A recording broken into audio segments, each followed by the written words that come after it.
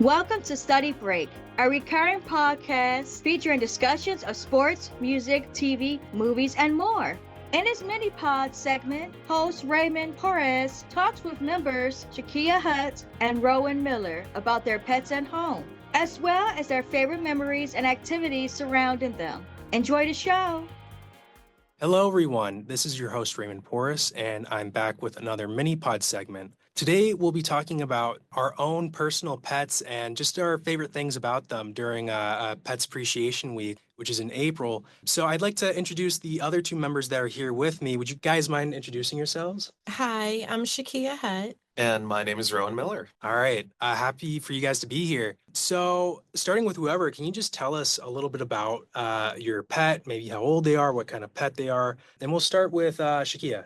Sure. So I have 3 dogs, Sir Magic, KG, and Gucci. Well, Mr. Gucci. So Mr. Gucci is the baby. He just turned 1 year old. I also have Sir Magic, who's about 10 years old now. And then I have the big boy, who is KG, who was my brother's dog, who's from the Navy. And he is about 119 years old. So he is still going on and going strong. And I also have 2 pet snails, and I feed the birds. I have 2 groundhogs and a couple squirrels as well, and 2 neighborhood cats. Wow, that is impressive. Yeah. Groundhogs. Yes, I have 3 of them under my shed, and they had babies, so I feed the groundhogs. Oh, wow. Oh, okay. Okay, so you don't legally own them as pets? No, I do not, or the squirrels or the neighborhood cats, but I think someone put out the word that I'm feeding the animals, so they flock to my house. That's interesting. And then Rowan, what pets do you have? We got this one little Shih Tzu. He's like 7 years old, and his name is Toby. That's nice. Yeah. He looks like a very, very disgruntled old man. I don't know how else to put it. He looks tired of everything all the time. Yeah. He doesn't really do much. He's more of a cat than a dog. He finds a place on our couch, sits there and just looks out the window for hours and just doesn't do anything. Like he's completely chill. He's perfect for our family, but like for like any other family, I think people would find him pretty boring and Well, you know what? He sounds like a teenager. Yeah. That's what he sounds like, sitting looking out the window, eating and not paying any bills. Yeah. Yeah. I do like Shih Tzus though. I feel like some of those like kind of toy smaller dogs are pretty cute and everything. And I feel like I always see them at like the dog shows that they air on TV, and I always like that breed group and everything. But for me personally, my pet that I have, really just the only pet that I'm kind of looking after right now, is my leopard gecko, who's about, I want to say, like 15 years old, and his name is Mr. Lizard. And I've had him since I was a kid, when I was living in California.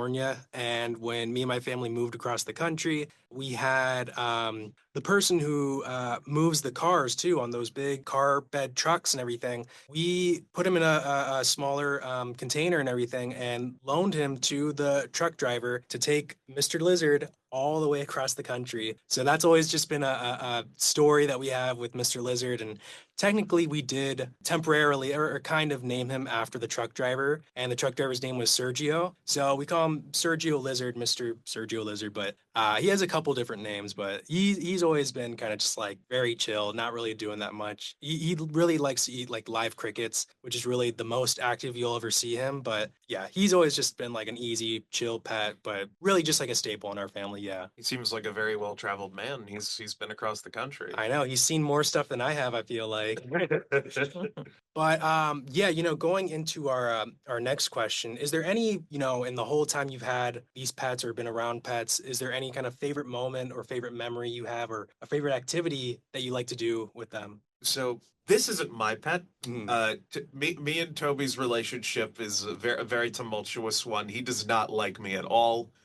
He will not let me pick him up. He will not he's receptive to pets, but if you want to like hold him, you have to be my mother. He's usually calm, but he can have a lot of rage. It just depends on his mood. My favorite thing with a pet, at least within my lifetime, is when one of my mom's friends asked her if we could briefly take care of their pineapple green sheet conure, just a little bird, little parakeet. Okay. And okay, birds are underrated as pets. I do like birds, yeah. Like I think they should be in contention with cats and dogs. Like these pets are incredible, but my God, they are the cuddliest little creatures imaginable. Some of them can speak, not all of them. Sometimes you'll get like a budgie that can speak really well, but that's not very common. This parakeet just didn't speak.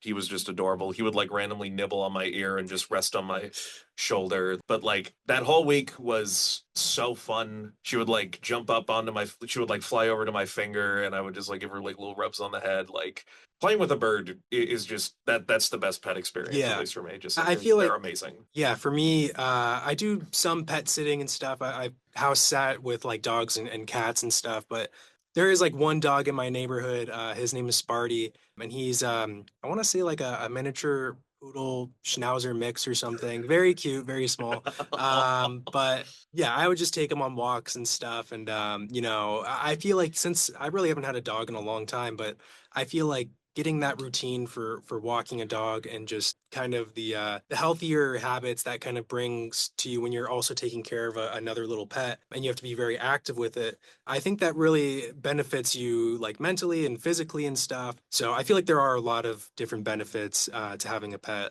But yeah, Shakia, is there any favorite things that you have about your pets or anything like that?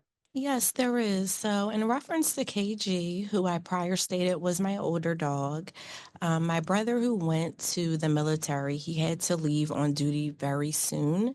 So, I received KG, and KG is just a wonderful dog. He's just trained so well. Like his service, he's actually like he has a certificate because he is a government dog for the Navy, but he's just very sweet. So, like, as far as like with my grandmother, she was 98. He did very well around her with pets. I've had rabbits, birds, all types of animals. He's just very sweet. So his demeanor is very nice as far as him training the younger dog, who I mentioned is Mr. Gucci. So he's learning how to be a very nice dog from him. And then as far as my memory with Sir Magic, when he was a baby, he used to get in the bathtub. I know it sounds weird, but he was a baby, so I would take him swimming, and he just loved to swim. So I just always have those memories of him just swimming in the water in the jacuzzi. Yeah. Aw.